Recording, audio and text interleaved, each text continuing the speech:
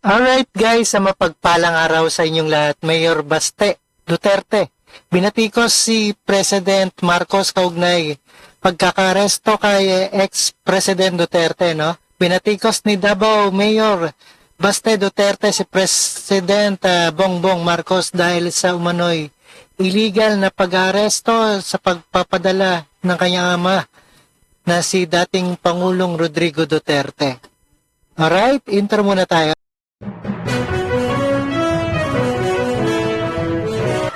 Alright, sinabi ng alkalde ng Dumalo. Ito siya sa pagdiriwang ng 88th araw ng Davao ngayong linggo, no? March 16. Ayan. At panoorin po natin yan. Ito ay isang I will take the opportunity to tell Marcos how I feel. Ayan ang sabi ni ni Mayor Baste. About him, Mr. President Marcos, you will never be loved. Especially to us, we are calling out Rodrigo Duterte ni. Ayan. Aniya. Ayan ang sinabi ni Mayor Baste Duterte. Panoorin po natin guys and let's get it on. Yung future ng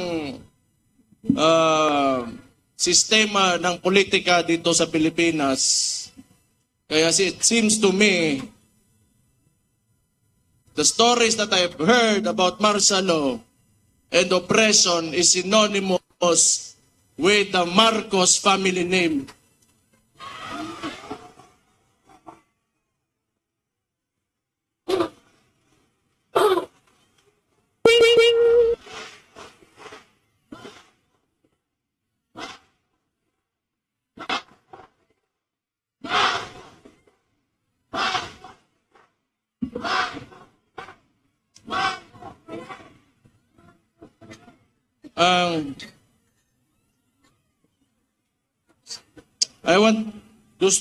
I will take this opportunity to tell Mr. Marcos how I feel about him.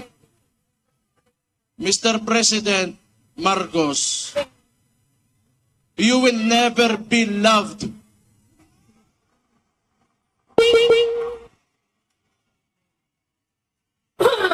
Especially to us who are calling out Rodi Duterte's name, you will never be loved, Mr. Marcos.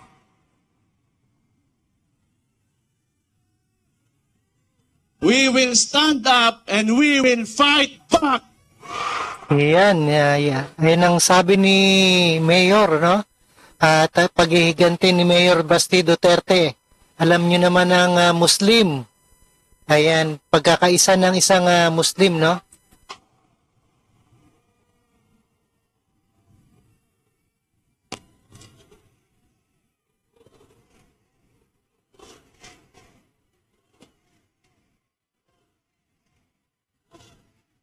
Ayan, ito po ay 88 araw ng Davao, no? Ang ni Marcos, o si Bongbong Marcos mismo, binigay niya sa ICC,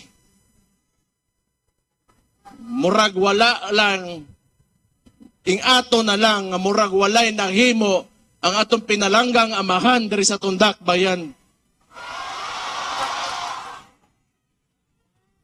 Kibaw mo, di ko matingala gyud, tinuod lang. Di ko matingala. Nganong ingon ani karon kay because Rodi Duterte stood up for every tanang mga traditional politicians di nila gusto nga kausaban aning nasura ni. Una, along aning with Marcos o kani mga uban ring mga bagagnaw ng mga politiko.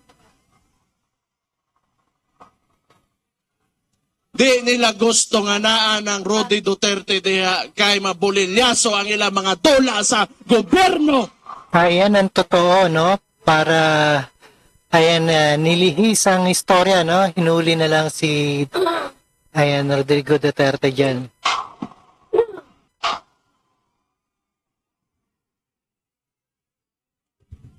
Gusto ko lang na ingnon kay Bongbong Marcos. aside you not being loved by the people, all you have is the government's resources and your term. Beyond that, you are nothing.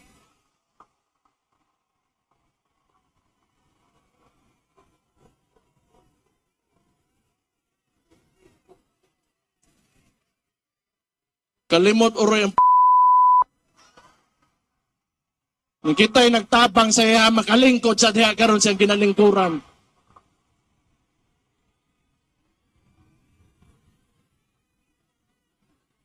And I truly pray, Mr. Marcos, that you will be able to finish your term. I pray. Ang imong amahan, gipalubong sa akong amahan, pero akong amahan, gipapreso nimo. Ayan. Alright, napakinggan po natin at napanood dito sa TV5.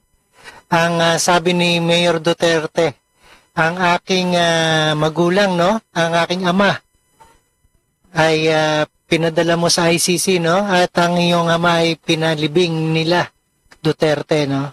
Alright, maraming salamat sa inyong panonood at pakinig dito kay Rob Trip. And see us again the next one. Ang tabayanan po natin at dito kay ex-president Rodrigo Duterte ang mangyayari sa sunod na kabanata. Alright, maraming salamat and peace out.